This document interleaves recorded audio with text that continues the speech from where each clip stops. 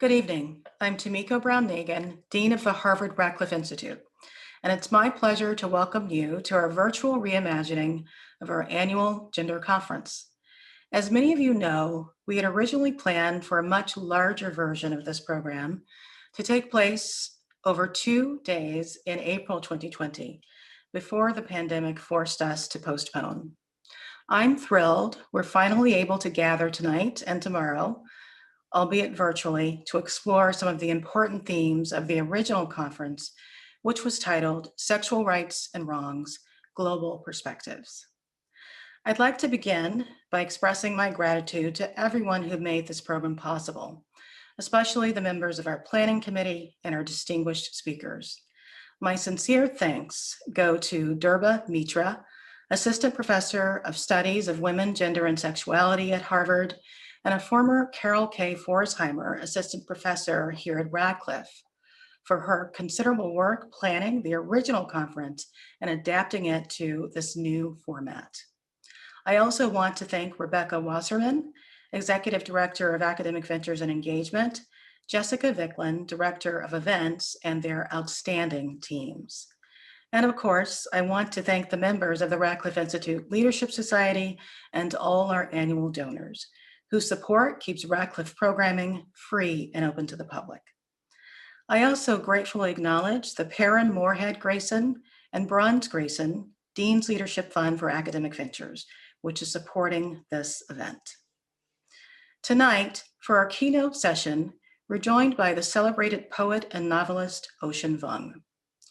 Ocean's writing illuminates complex topics such as war, migration, mental health, violence and trauma, the transcendence of beauty, and the Asian American experience. Questions of gender and sexuality are central to Ocean's body of work and are present both in the stories he tells and in his analysis of language itself. He levels powerful critiques of gender norms in America.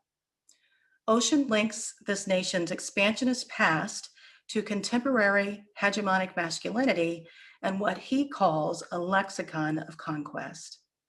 This lexicon, he argues, is evident in laudatory figures of speech like "you killed it," and is rooted in much deeper questions of history and identity. Ocean examines tropes of shame around queerness and sexuality and explores gender and sexuality through history, language, and culture. With these insights, he challenges the assumption that the United States, with its proud commitment to individual liberty, truly offers the freedom to be one's authentic self, and he complicates our understanding of gender norms around the world. I'm thrilled to have him here, along with Catherine Ho, a student in the Harvard College class of 2021, who will introduce Ocean more fully. After Catherine's introduction and Ocean's reading, Ocean will be joined in conversation by my colleague, Juyeon Kim, Professor of English at Harvard. Thank you, Catherine and Juyeon, for being here. Tomorrow at noon, we'll reconvene for a panel discussion titled Gender Rights in the Time of the Pandemic, moderated by Professor Durba Mitra, who'll say more about it in closing tonight. I hope you'll join us. Ocean Vuong has described his writing practice as building an architecture in which I can live and think alongside other people, other citizens of the world. In that spirit of engagement and exchange, I'm thrilled to kick off our two-part program on gender rights. With that, I'll turn things over to Catherine Ho. Catherine, the floor is yours.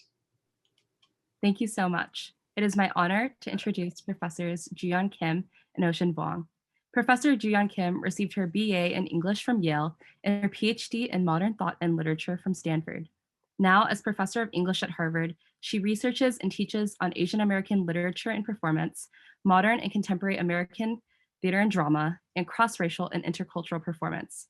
Her first book project, The Racial Mundane, Asian American Performance in the Embodied Everyday, received the 2016 Louis P. Rutnick Book Prize. She has published articles in the Journal of Asian American Studies, Theater Survey, Modernism, Modernity, Journal of Transnational American Studies, Theater Journal, and Modern Drama. Her current and ongoing book project is entitled Paper Performance, Suspicion in the Spaces of Asian American Theater. Ocean Vuong was born in Saigon, Vietnam, and was raised in Hartford, Connecticut. It is seemingly impossible to encapsulate Ocean's work, but I will just say it explores the entanglement of love, interpersonal and structural violence, beauty, art, addiction, loss, family, sexuality, and gender. His first published poetry collection, Night Sky with Exit Wounds, won the T.S. Eliot Prize, the Whiting Award, the Thom Gunn Award for Gay Poetry, the Felix Dennis Prize for the Best First Collection, and of course, the minds and hearts of readers around the world. His first novel, On Earth We're Briefly Gorgeous, was a New York Times bestselling novel. The novel was chosen as a finalist for the PEN/Faulkner Award for Fiction and won the American Book Award, the Mark Twain American Voice and Literature Award, the New England Book Award, the Massachusetts Book Award, the Connecticut Book Award, the Brooklyn Public Library Literary Prize, and the Publishing Triangle's Farrow-Grumley Award for LGBTQ fiction. It was recently announced that A24 will adapt the novel into a film as well. I know I speak on behalf of many of us when I say that we are excited for his forthcoming project entitled Time as a Mother. Ocean's additional honors are too great to list comprehensively, but some highlights include his 2014 Pushcart Prize and his 2019 MacArthur Fellowship. He has received grants or fellowships from the Academy of American Poets, the Civitella Ranieri Foundation, the Elizabeth George Foundation, the Lannan Foundation, and the Poetry Foundation. His writing has been featured and published widely, including in The Atlantic, The New York Times, Harper's Magazine, and The New Yorker. Ocean currently lives in Northampton, Massachusetts, where he serves as an associate professor in the MFA program for poets and writers at UMass Amherst. When he's not writing or teaching, he can be found riding bikes, walking his dog Tofu, eating vegan ice cream, or baking up poetic cornbread. It is now my pleasure to pass the virtual floor to Ocean Vuong. Hello. Thank you so much, Catherine, for that lovely introduction. Thank you, Harvard and the Radcliffe Institute for having me. And for all the folks, I know there are many more than the ones we met tonight that have made this event possible. And for everyone listening around the world, I hear. If I may, I'd like to start off by ringing this bell. In the Vietnamese Buddhist tradition, we don't say we ring the bell, we say we invite the bell. We believe the bell, in a way, has always been ringing, and we're just inviting its manifestation here. And we call that Mời Vuong. When I do this, I do this little meditation before every class I teach, and it's a way to invite the sound to prompt us to kind of remember or call back the versions of ourselves that first discovered the thing we wanted to do in life. Perhaps most of us here are writers or scholars, but maybe you're an artist, a filmmaker, or simply a parent or a brother. You want to do that better. You want to do that well. When we recognized this power in what we wanted to do, it brought us here.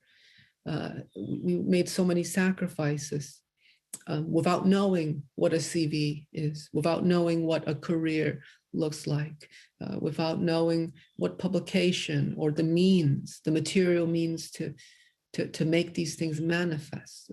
But we went forward anyway, taking that great leap. And in the Western mythos, we're often told that we should forget the previous versions, the younger versions of ourselves, because they didn't know much, that we have to kind of supplant and improve upon that version perennially in order to progress. But I actually think it's important to honor that person and to invite that person into the space of making, because often we forget that it was their great epicentric moment, that realization that brought us here. And we forget that in the midst of our daily lives, in the midst of getting things, credits or CVs and what have you, we forget that person, and we forget the joy that they discovered. They were the pioneers of our lives in a way. So I like to just have us kind of, while we listen to the bell, go back to that person, meet them again, and see them not as a defunct version of ourselves, but a fruitful and potent collaborator.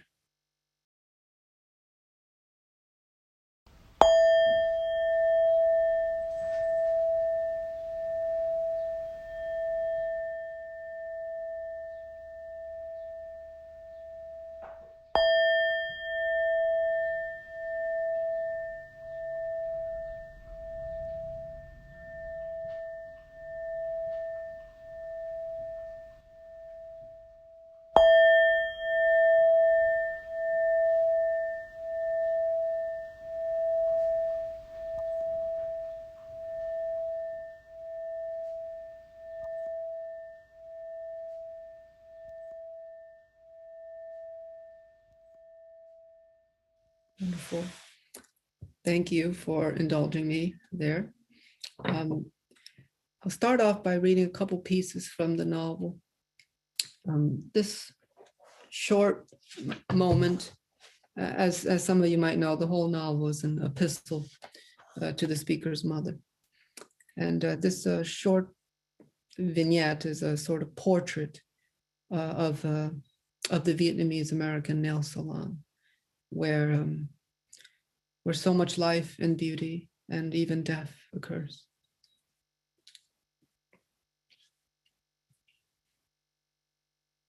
Because I am your son, what I know of work, I know equally of loss. And what I know of both, I know of your hands.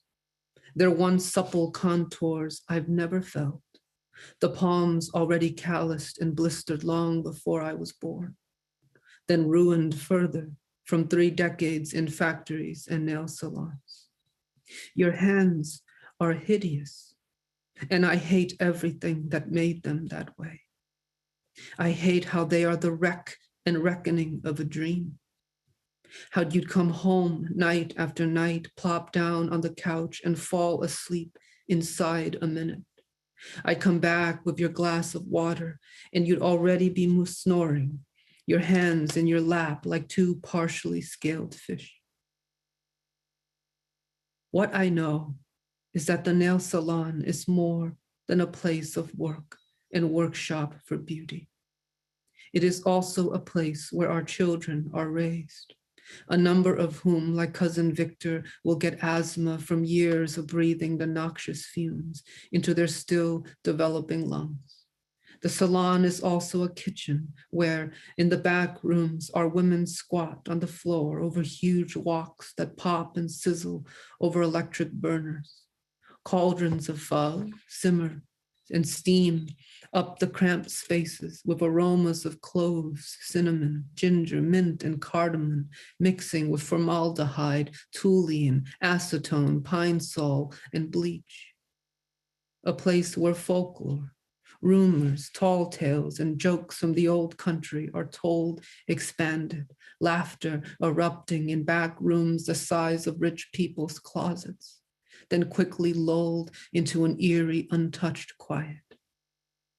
It's a makeshift classroom where we arrive fresh off the boat, the plane, the depths, hoping the salon would be a temporary stop until we get on our feet, or rather, until our jaws soften around English syllables. Bend over workbooks at manicured desks, finishing homework for nighttime ESL classes that cost a quarter of our wages. I won't stay here long, we might say.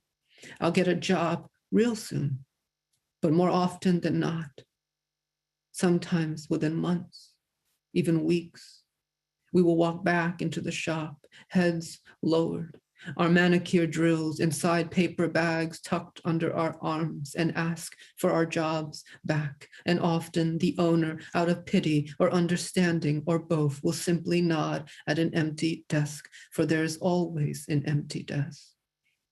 Because no one stays long enough, and someone is always just gone.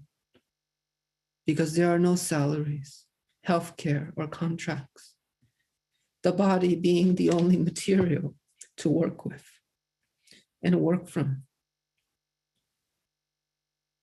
having nothing.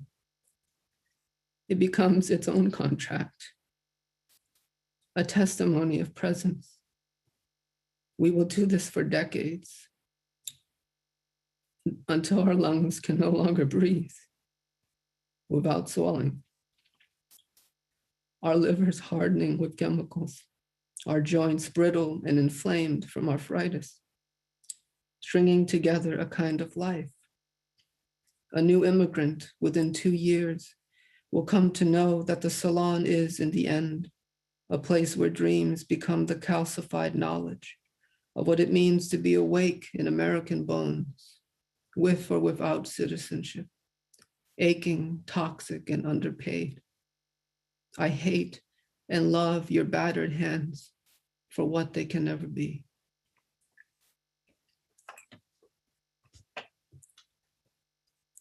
I'm going to go right into the next section, and it starts in medias res. And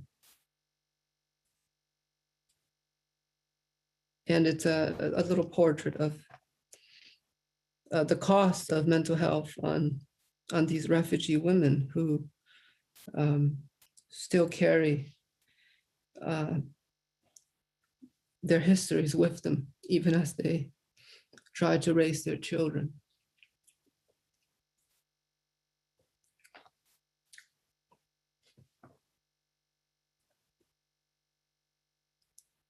I'm dragged into a hole, darker than the night around it, by 2 women. Only when one of them screams do I know who I am. I see their heads, black hair matted from the floor they sleep on. The air sharp with a chemical delirium as they jostle in the blur of the car's interior. Eyes still thick with sleep.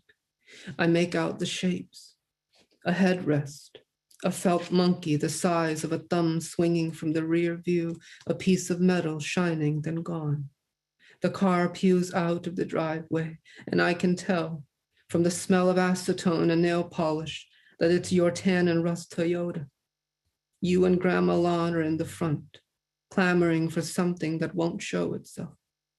The street lights fling by, hitting your faces with the force of blows. He's gonna kill her, Ma. He's gonna do it this time, you say, breathless. We riding helicopter fast, Lon says. She's in her own mind, red and dense with obsessions. We riding where? She clutches the flip down mirror with both hands. I can tell by her voice that she's smiling, or at least gritting her teeth. He's gonna kill my sister, Mama, you say. You sound like you're flailing down a river. I know, Carl, it's for real this time. You hear me, Ma? Grandma Lon rocks side to side from the mirror, making whooshing sounds. We getting out of here, huh? We gotta go far, little dog. Outside, the night surges by like sideways gravity. The green numbers on the dash read 3:04 a.m. Who put my hands in my face? The tires squeal at each turn. The streets are empty and it feels like a universe in here, in everything hurling through the cosmic dark, while in the front seat, the women who raised me are losing their minds. Through my fingers, the night is black construction paper. Only the frazzled heads of these 2 before me are clear, swaying. Don't worry, You're speaking to yourself now. Your face so close to the windshield, the glass fogs a ring that spreads in equal measure to your words. I'm coming, we're coming. After a while, we swerve down a street lined with Continentals. The car crawls, then stops in front of a gray clapboard townhouse. You say, pulling the emergency brake. He's gonna kill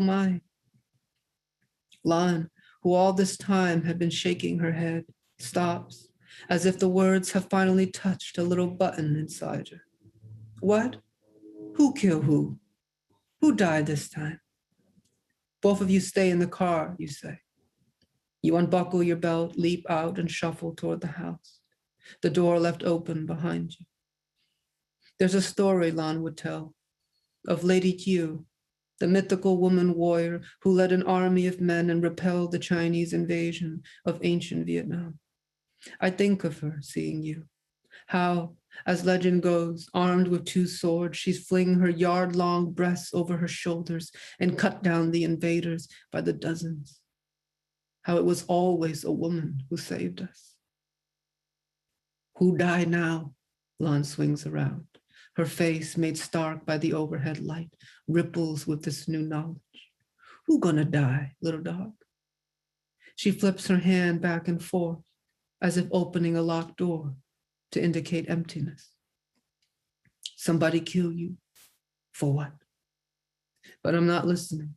I'm rolling down the window, arms burning with each turn, cool November air. My stomach grabs as I watch you mount the front steps, the 9-inch machete glinting in your hand. You knock on the door, shouting, "Come out, Carl," you say in Vietnamese. "Come out, you fucker. I'm taking her home for good. You can have the car, just give me my sister." At the word sister, your voice cracks into a short sob. You bash the door with the machete's wooden butt. The porch lights turn on.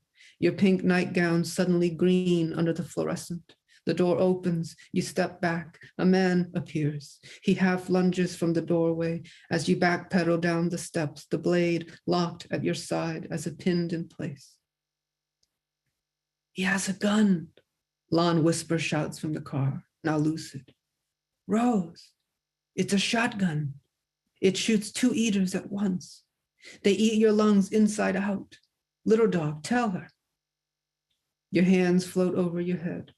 The metal clanks on the driveway. The man, huge, his shoulders sloped under a gray Yankee sweatshirt, steps up to you, says a few words through his teeth, then kicks the machete to the side. It disappears in the grass with a flash. You mumble something. Make yourself small, cup your hands under your chin, the posture you take after receiving a tip at the nail salon. The man lowers his gun as you back away, shaking toward the car. "It's not worth it, Rose," Lan says, cupping her mouth with both hands. "You can't beat a gun. You just can't. Come back. Come back in the helicopter."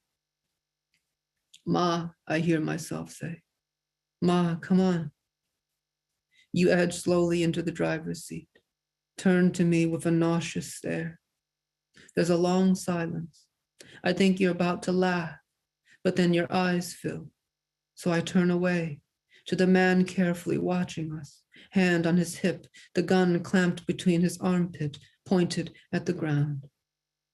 When you start to talk, your voice is scraped out. I catch only parts of it. "It's not Mai's house," you explain, fumbling with your keys. Or rather, Mai is no longer there. The boyfriend, Carl, who used to slam her head against the wall, is no longer there. This is somebody else, white man with a shotgun and a bald head. It was a mistake, you're saying to Lan, an accident. "But Mai has not lived here for 5 years, Lan says with sudden tenderness. "Oh, Rose." Although I don't see it, I can tell she's brushing your hair behind your ear. Mai moved to Florida, remember?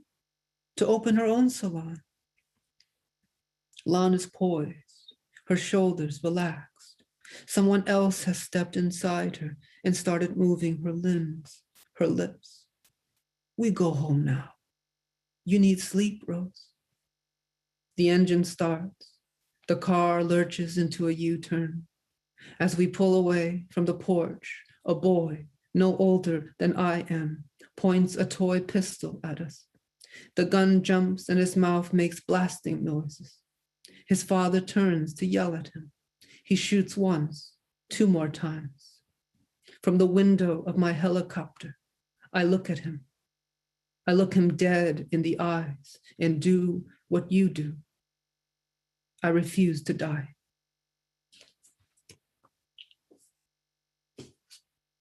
Okay. And then I'll close with this poem that will be in my forthcoming collection.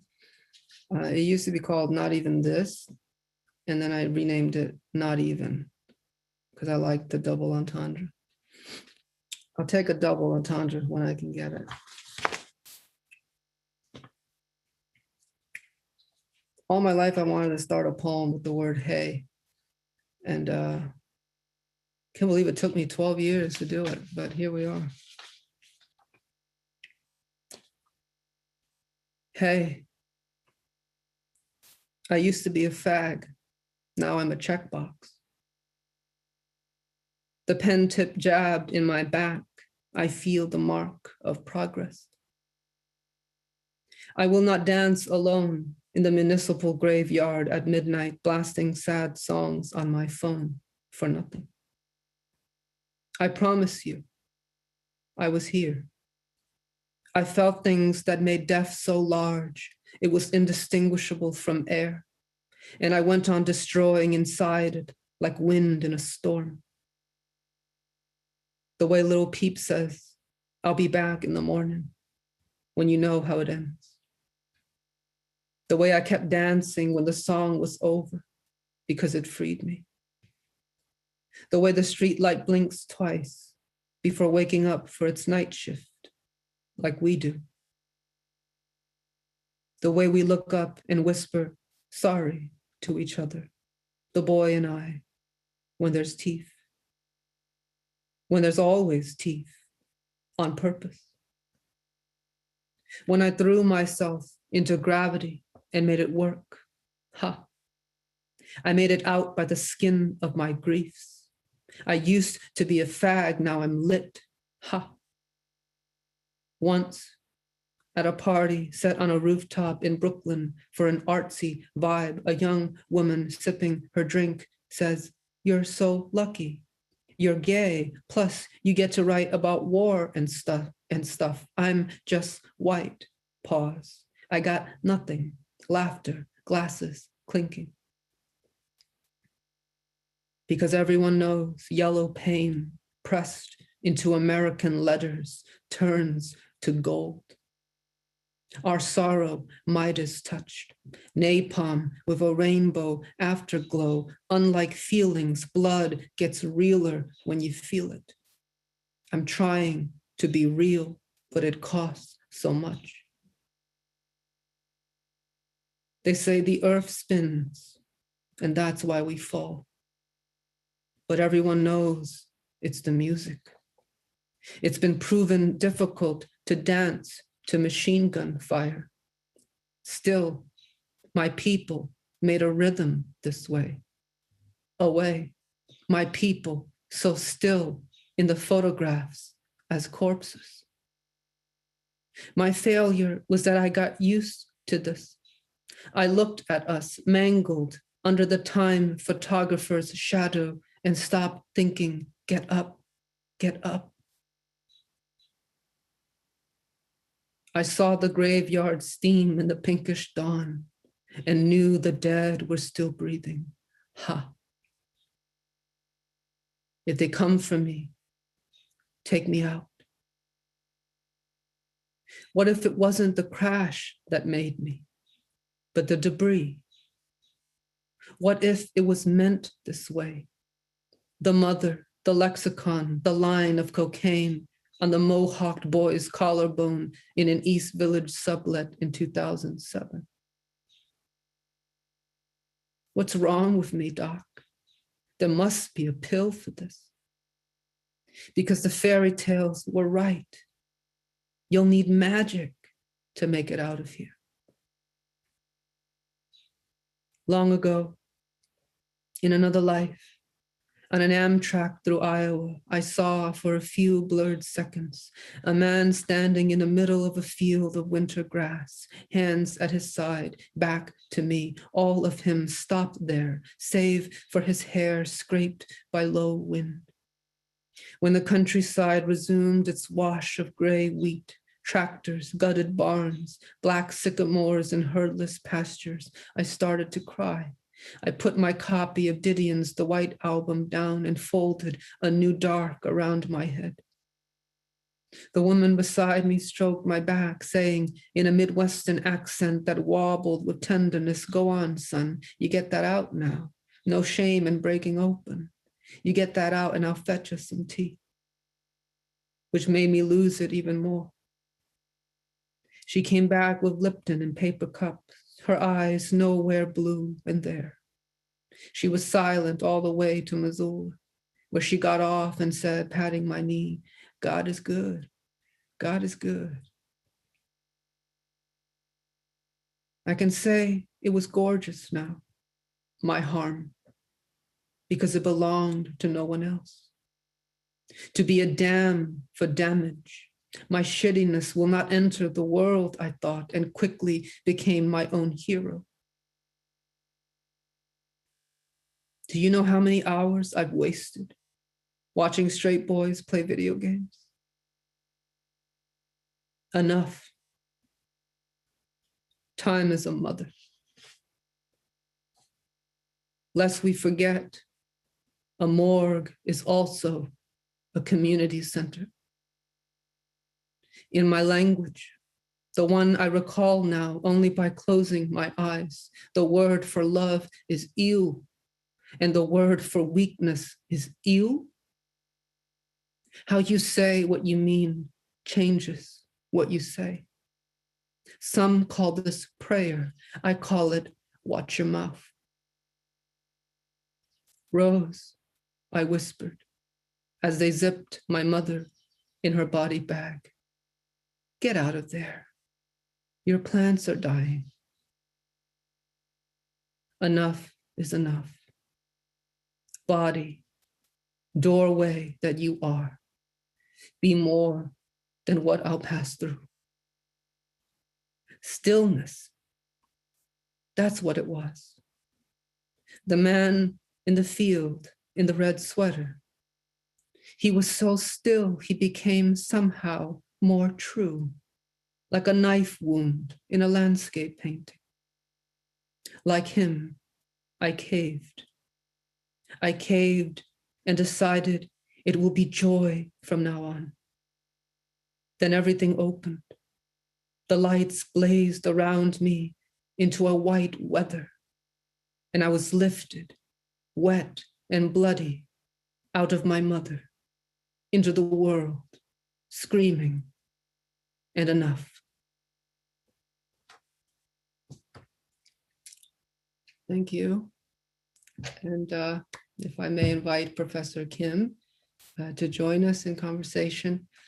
Hello, Professor Kim. Hi, Ocean. I actually feel like we need a moment just to absorb all of your words. I mean, that was really incredible. Thank you so much for being here. I know we were all disappointed last year when we had to postpone this gathering, but I actually think that in fact we were meant to gather in this moment. You know, the hundreds of thousands, the over 1,000 people who are here, because I think it is a moment of collective grief, and I think that your words are always necessary, but there's something about this moment where it's even more than necessary, right? It's actually in some ways what we need to kind of process the moment, and I think about it and then feel. And so I just wanted to begin. You know, when we're talking about what you would read today, and you mentioned you were going to read the selection that's focused on the mother, you know, in the nail salon, and obviously the significance of that seemed fairly clear after what happened in Georgia with the shootings. What was interesting about sort of watching the aftermath of the shootings was the way that there was immediately a kind of battle over the narrative, right? About the stories that were being told about the people that we had lost, and an effort, in fact, to rewrite that story. And I can't help but think of your own work as participating in that, right? Allowing us to enter those spaces and to feel them more intimately, and to understand sort of the complexities of the lives of the women, right, in that particular salon, but also more generally the women who do the kind of care work. You know, that often I think especially Asian immigrant women tend to do. So I was wondering if you could talk a little bit about the ethics of telling these stories, right? The ethics of telling the stories of women who are made invisible by their gender, their race, their labor, and also what it means for you to write about or for people who might ever read your attempt to, in some ways, recognize and give fullness to their lives? Yeah, yeah. This is my first sort of public event after that horrific murder spree that happened last month, and I've been kind of I've been reckoning with it and taking an opportunity to kind of see this moment in an anthropological way, which is how I approach a lot of the phenomena of being a writer. And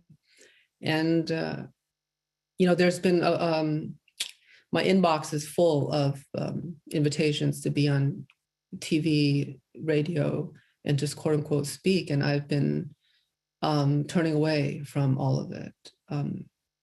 I think because for me, it's there's nothing that I can say that I haven't said before, and I think it's immediately very troubling to me when my work is suddenly irrelevant because 6 Asian women are killed. And I think that I haven't been able to kind of come to terms with that. I don't think I ever will, but I don't want to participate in it, particularly in it as an economy, because what I would symbolize is, a sort of moment where these corporations, these media corporations will get to sort of say, look at us, look what we're doing. And I don't want to be the Band-Aid, particularly a redundant one.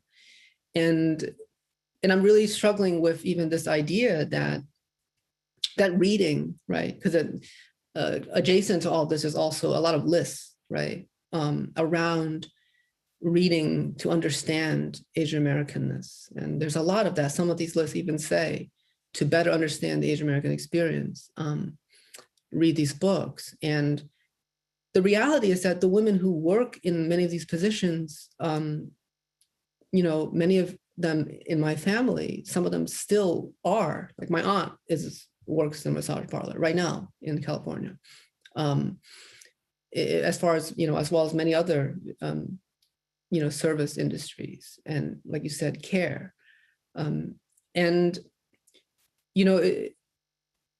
They don't get a chance to read books, right? So the endeavor of reading as a remedy to tragedy is very fraught, and more so, I fear that as the more we read or the more we focus now on authors, academics or folks, working intellectually in the middle class, we actually leave these women behind.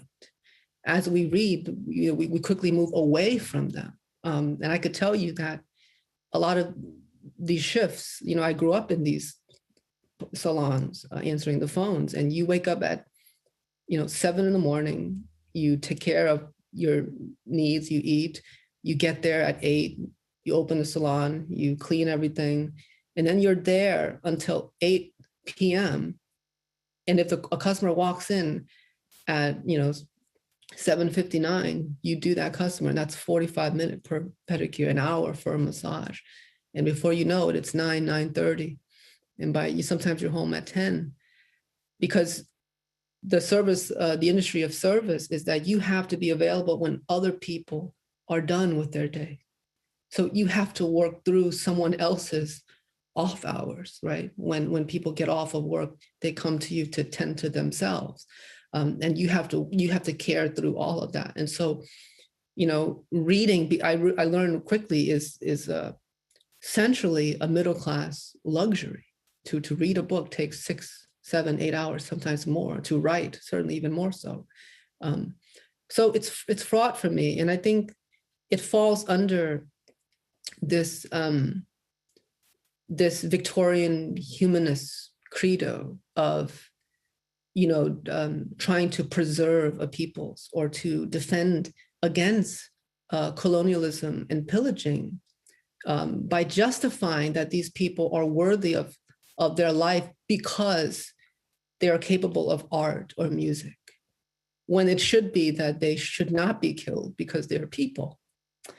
And I think that sort of trope is still relevant even now in middle-class white liberal milieus, where we demand of, in this case, Asian American writers, but writers of color, to sort of perform an elucidation of empathy.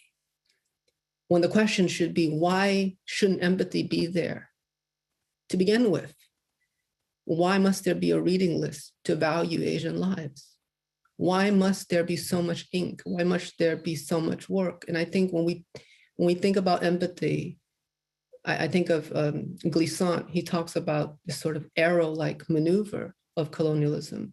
And I think that the project of empathy is not a bad one. As a Buddhist, it's a central one. I think empathy is very important. But it is in the literary realm, it's often seen as a utopic final destination. But if you flip that and you ask people of color to be empathetic to whiteness, particularly whiteness at its worst, right? Hitler, Ted Bundy, et al. The project, the folks who stormed the Capitol, the project of empathy suddenly is very fraught and questionable at best, right? And so you realize that there's an arrow-like trajectory of the literary project as we consume it.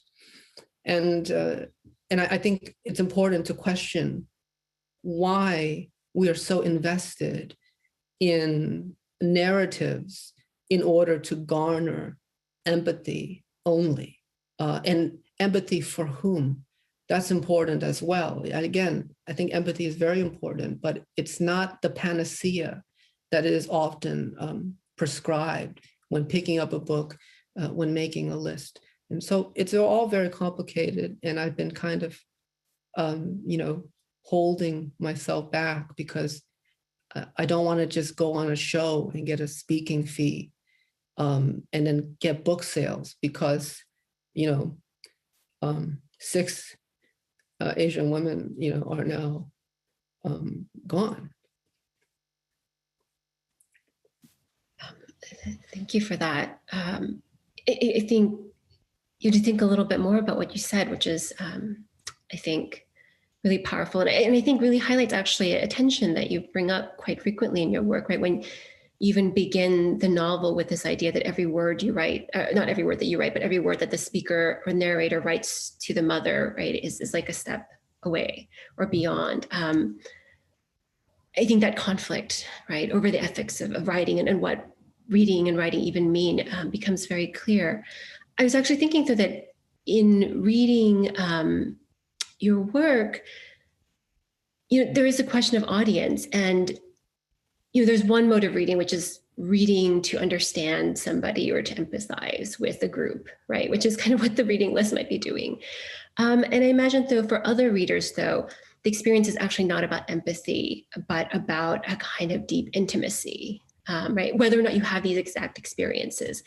There are certainly moments when I read it where it's not even like a cognitive recognition of I know what this is, but a sort of a deep bodily one of yes, I feel this very viscerally because these are sort of conditions that I'm familiar with, or somebody that I love is familiar with.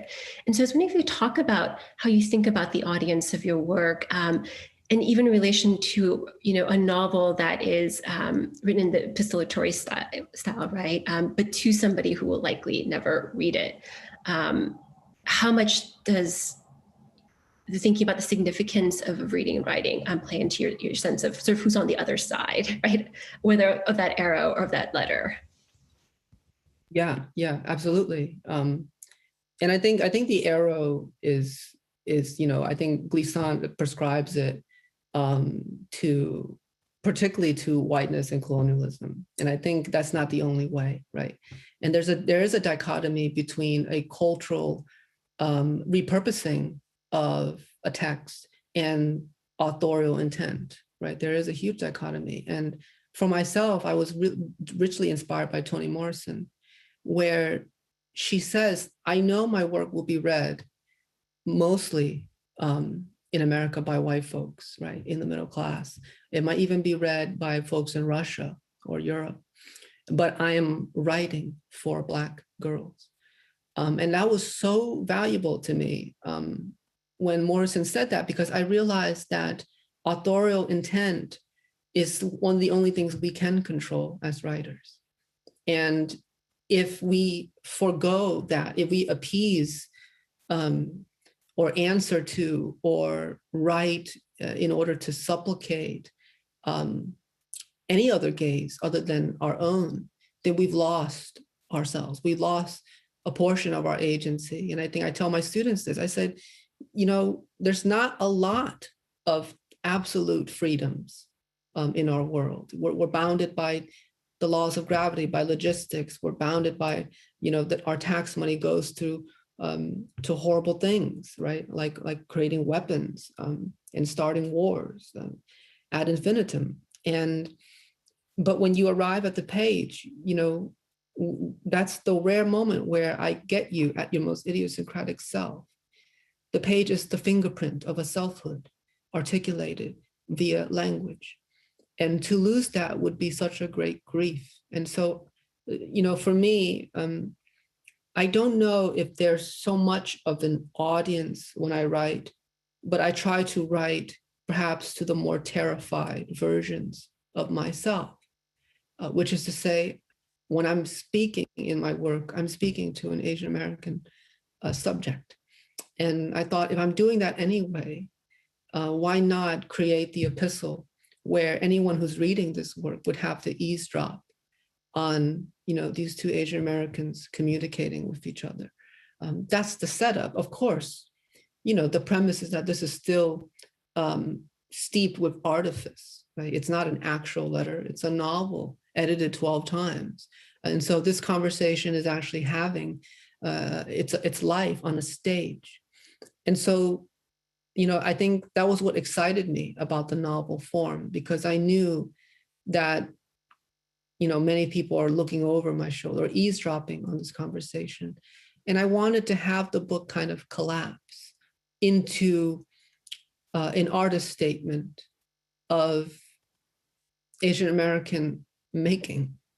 And I think that's why the plot, which is kind of like the duty of the novelist, is to hold the plot, right? John Gardner, a critic who was very popular in the 70s and 80s, said, you can't break the fictive dream. That's the contract with the reader. Breaking the fictive dream by over-embellished work or what have you is a cardinal sin. And I just did it in the middle of the book, in that section where Little Dog is, you know, writing his mother, telling his mother how to get home. It devolves from a direction, a map, into a map of articulating his worth as an artist and his vision as an artist to her. And, you know, there's a moment where he says, they'll want me to succeed, but never more than them. They'll write their names on my leash and call me urgent and necessary.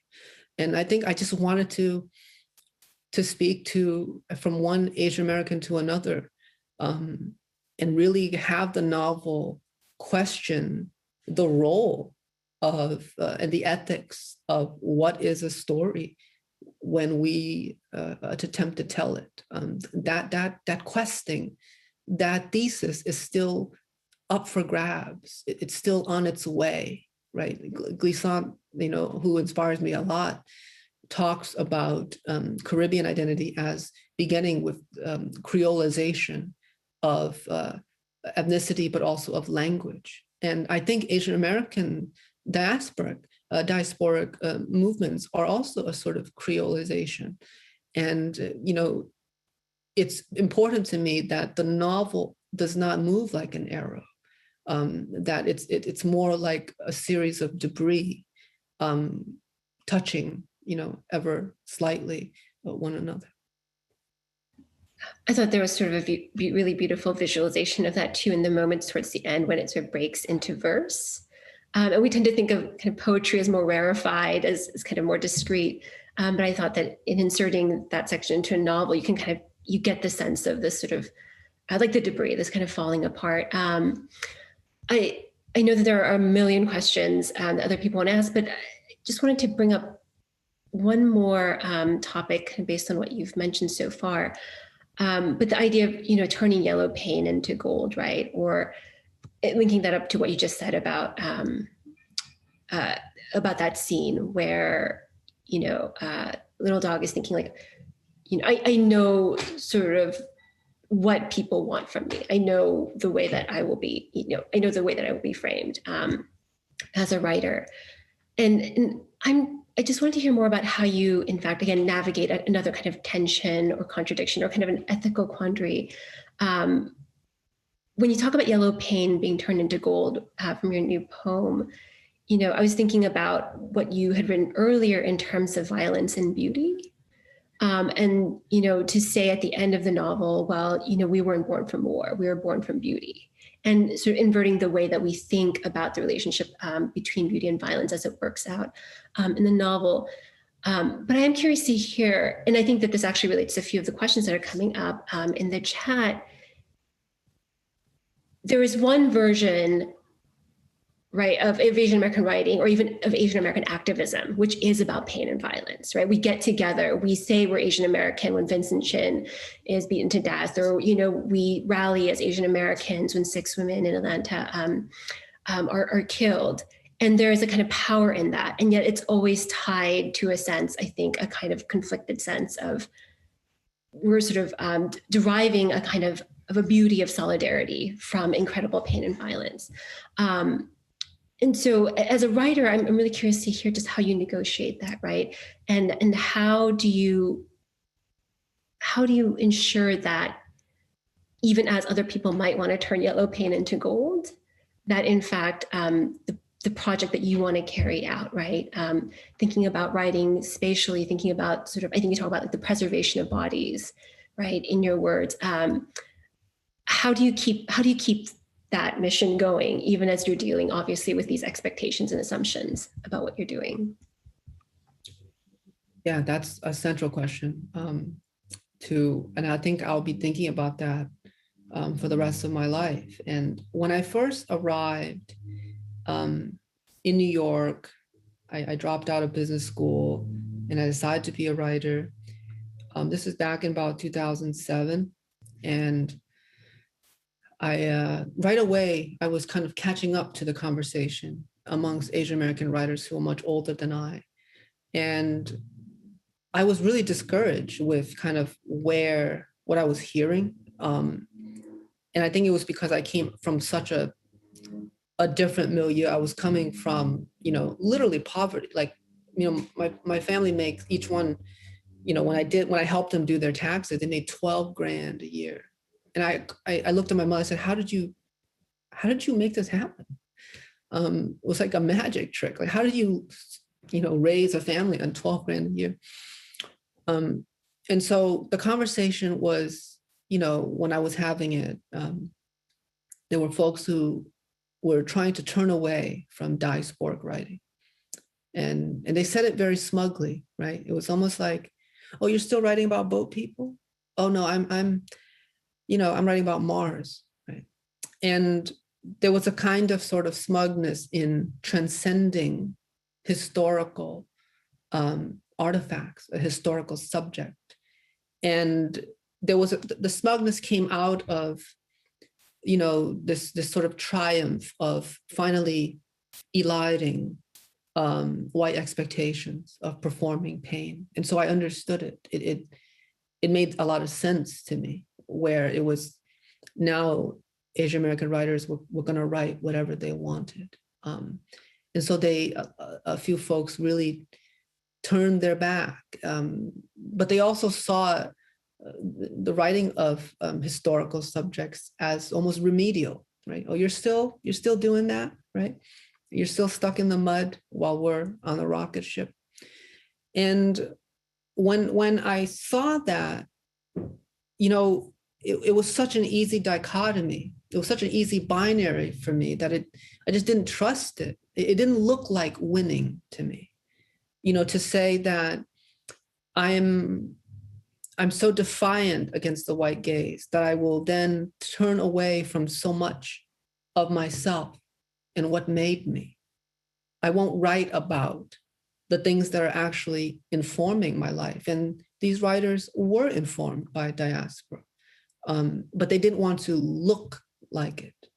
And so there was this anxiety of a kind of like a self-PR anxiety. And I thought I saw it with great grief, that at the end of the day, even though it was an oppositional position, it was still a position that was subordinate or concerned with the white gaze by negation, right? I will not give the white gaze what it wants, but then it is still under its ecology. And I think what was more exciting for me was to kind of re-look at the trope or the motif and to search an idiosyncratic power within it. In other words, not to put the mango, quote unquote, or the rice paddy in the poem as an ornament of the exotic, but to really look at mango-ness as an artist and say, this too is vital to what I want to do, and thereby repossess the exotified motif and to recalibrate it, right? To make it new and fresh by looking deeper. And that, I think, is the project of a lot of my work, is to look at everything deeper, hold everything accountable. And I read this way too, and I teach this part of my pedagogy. I think we have this sort of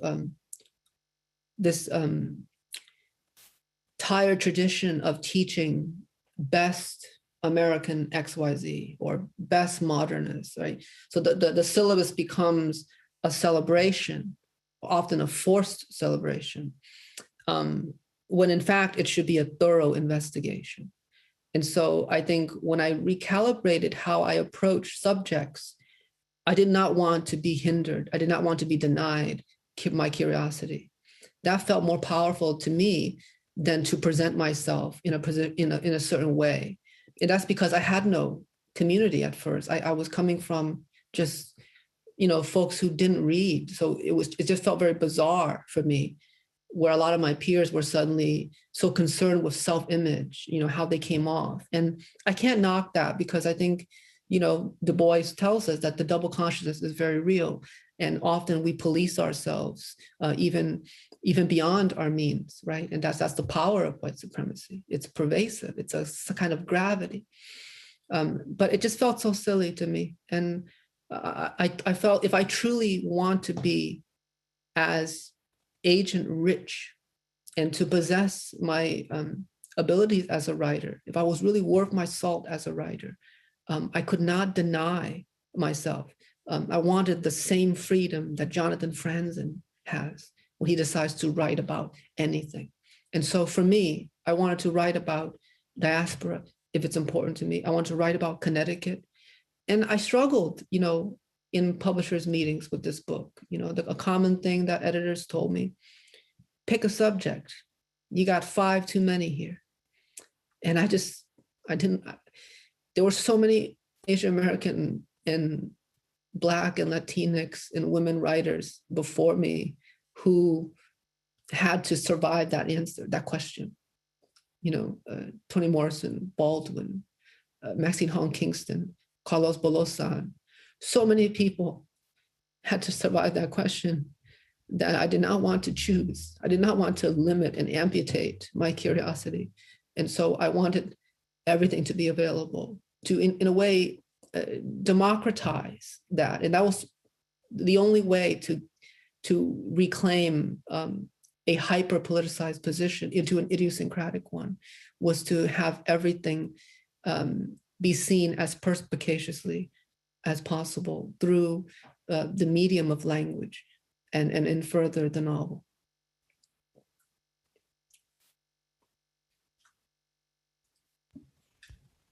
I'm going to turn now to some questions from the audience, because right now there's about 78, and I can tell you right now we're not going to go through all of them. I'm going to try to consolidate some of them as I go through, so that as many people get their questions through as possible. A couple of the early questions asked, actually, I think one person actually asked very bluntly, how do I stop writing about grief? And I think somebody else similarly asked about writing, about Asian American writing, Asian American artists who identify as queer, disabled, undocumented, and or other marginalized identities, and how to break through without glamorizing or weaponizing their trauma for the American eye. I understand you answered that question a little bit in what you've said, but is there anything else that you'd like to address about that? I think there are quite a few people here who are writers themselves, and Asian American writers, I think, who are grappling with some of these issues. And so perhaps if there's a way to give them some words of advice, I think that's what they're seeking. I think the most useful North Star to that question is to privilege your sense of bewilderment and wonder.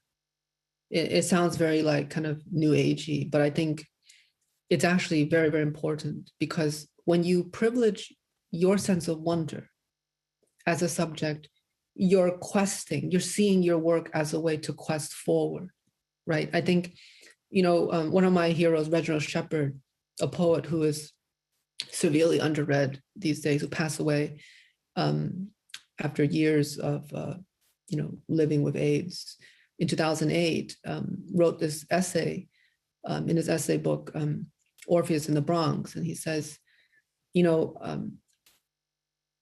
identity is not fixed for me, Reginald says. Am I Black? Am I queer? Am I a son, a brother? I don't know where I am all those things, but those things are always en route. And so the moment my work becomes a representation of those things, I must determine that those things are fixed elements, and therefore I commodify them rather than write through them with inquiry.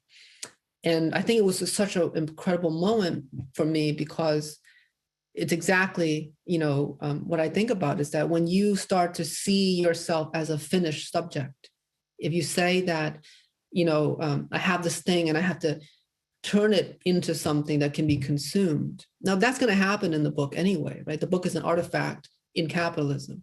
That will happen anyway.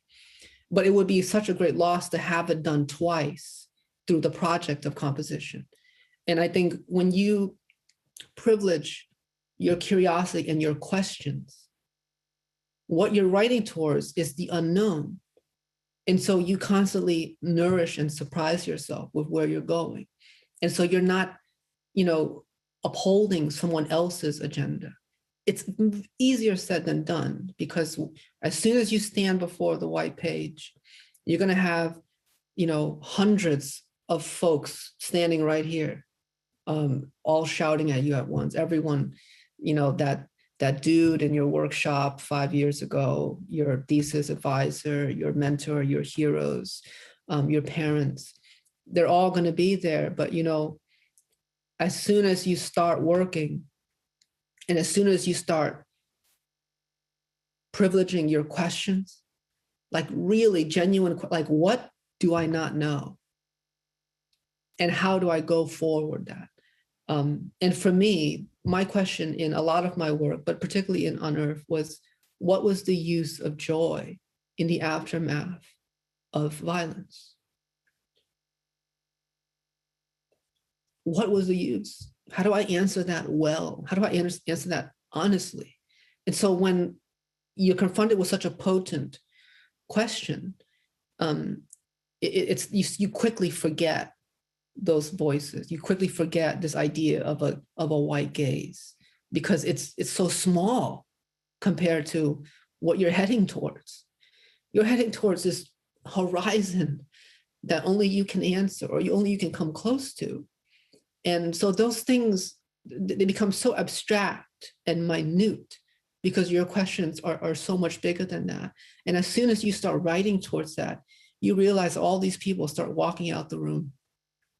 They start leaving because they can't hold it, right? All these voices, they start walking out. All your heroes will walk out, your parents. And if you're really, really honest with yourself, and you stay and you endure and you show up to that question, and you read in order to keep answering that, and you complicate that question, you get to a point where even you will walk out. You'll leave it too. And you'll just be a series of consciousness working towards this. And I think that's always available to us, but it depends on how deeply you want to follow, the endeavor. And this is why I started with this intention, because the person who discovered this magic, or they felt like it was magic, didn't know about all these other things. And sometimes as we go along, these superficial things, they become stronger and stronger, and we lose sight of these questions that sustain us, and we start writing for someone. And that's the worst thing. Because then you're already gone. You've already took yourself out of the picture before you arrive at the page. And as a community, as a reader, I've lost you. I'm grieving you before you're even done with the book.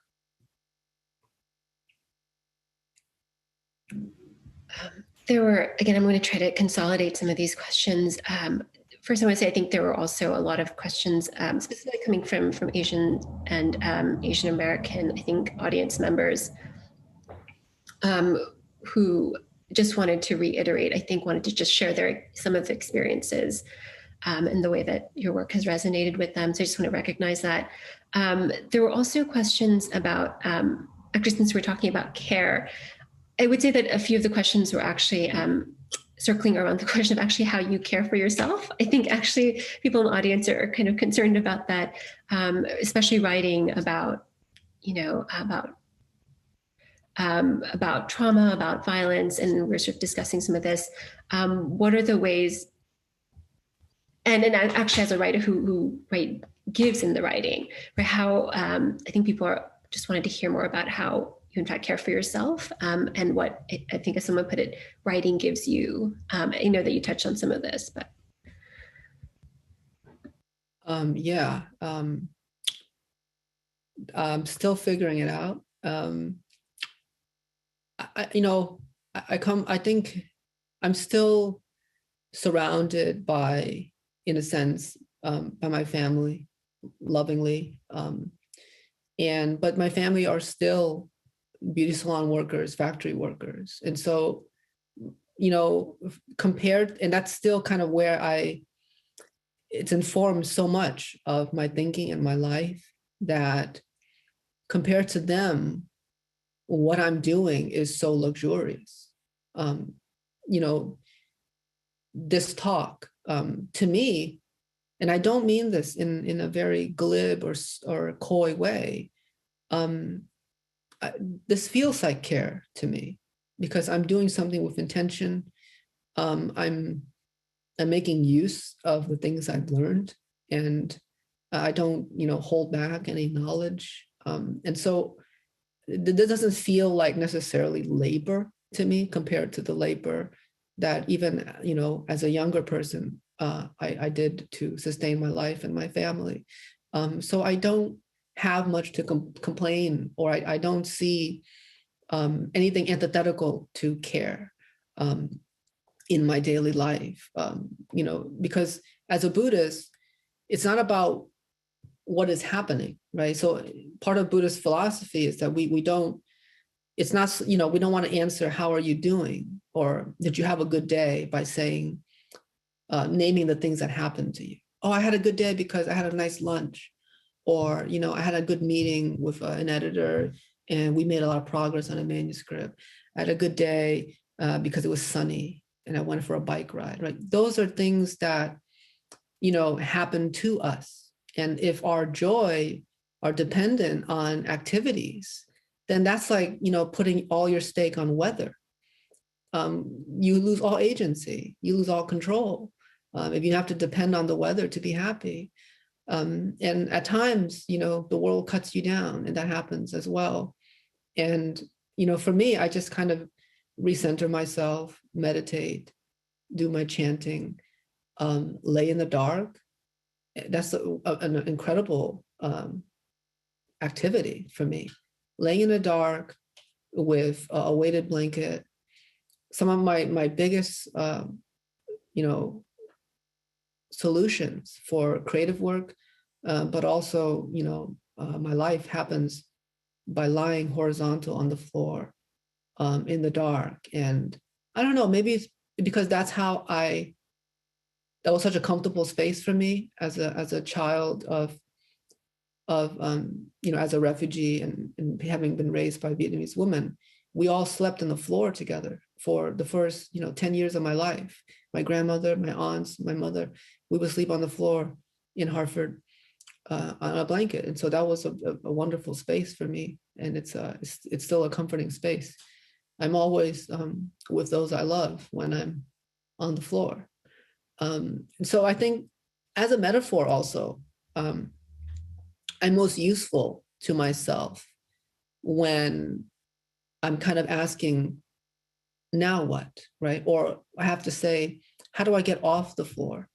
What do I do now in the aftermath, right? And I think for me, I don't write out of anger. I'm very, vehement about that. I'm very steadfast that I don't write out of anger. I don't write using rage because it extinguishes me as well as the world. It's an energy that could be used. And a lot of folks get wonderful things done with anger, but I don't. But I still think that I actually write out of the aftermath of anger. I'm not removed from it. And the aftermath of anger is the moment where you say, okay, I've raged out. I'm cut down by the world. I'm on the floor. How do I get up? How do I get off the floor? How do I feed myself? How do I pay my bills?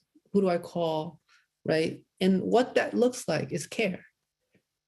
And I think care as an aftermath of anger is care with the agenda or the hope of usefulness. It's not just, sitting and watching TV and kind of vegging out. It's how am I intentionally useful towards my health, the people I'm accountable to, and my work. And so that's kind of, maybe it's a bit monastic, but that's kind of how I go about it myself. Thank you. This is a very specific question, but it was one of the earliest questions, so I want to get it to you. Do you believe that on Earth we're briefly gorgeous? So I think this person was pointing out that the title of the novel, On Earth We're Briefly Gorgeous, is a declaration, but in the book it's more of a question, it's more of an if, and just wanted you to talk a little bit about that. Yeah, I wanted to have a sentence, a declaration in the beginning of the book, particularly when it comes to the beauty of those inside the book. Beauty was not a thesis to be proven here. It's a fact out of the gate, and I wanted to kind of state that. And the book becomes just an articulation of the how. And the question of what is a beautiful life, right? And I think the book doesn't really answer that, and I don't think it should. I don't even think books really should, except it honors the tribulations, and I think that's why the diaspora is so important to me, right? And especially, some folks would say diaspora is so tired, right? It's so overwrought. And I say, well, according and in relation to what? Because if we look at the Anglophone tradition of the novel written in English, it's quite new, right? There's so many endless novels about a man having a midlife crisis on a campus, and then having an adulterous affair with a student. I mean, that novel was written once a week in the 20th century and further. But why, when it comes to the works of writers of color, that such a relatively small period, maybe 30, 40 years, has rendered it overdone? And I think it could be because we've subliminally kind of internalized the myth of that there could only be one of us. There could only be one of us writing about one thing, that we commodify a subject, and that when someone executes it, they've claimed it. And a lot of this has to do with the publishing industry. The publishing industry sees that there can only be one and supports one. Or we'll hear editors say, oh, so-and-so already did it. I'm sure, nowadays someone's saying, oh, Ocean Vuong already wrote about that. You can't do that now, right? And I would say to that writer, do it. Do it. There's no way, right? You could repeat anyone else, because, and again, it's a double standard. Often whiteness gets to have an inexhaustible subject. But when it comes to us, when it comes to writers of color, our subjects are suddenly very exhaustible, quickly exhaustible. And I think that's because we're often seen as tour guides of the suffering of a global South, rather than makers, dreamers. We're often seen as the bridge folks cross in order to have a journey, rather than a world builder. And I think it's important to center the agency of making in all, Asian American narratives, but also poetry as well. Thank you for that. I think we have time for one last question. Again, a kind of consolidation of some of the questions that are being asked. It seems that a lot of people, and I would also love to hear about this, a lot of people are really interested in the new work, a part of which I believe you shared today. And so I think people are asking, both generally, if you could tell us more about it, but also more specifically about your interest in time. And so anything that you're willing to share at this moment.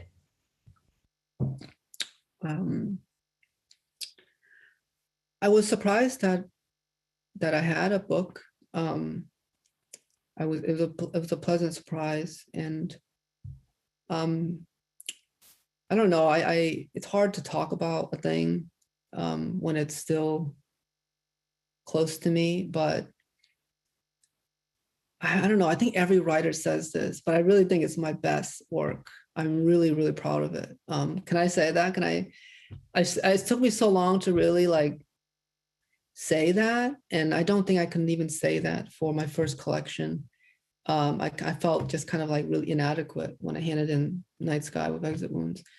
But man, this is like my best work. I think this might be, it's all downhill after this, I think, which is fine. But it feels like, you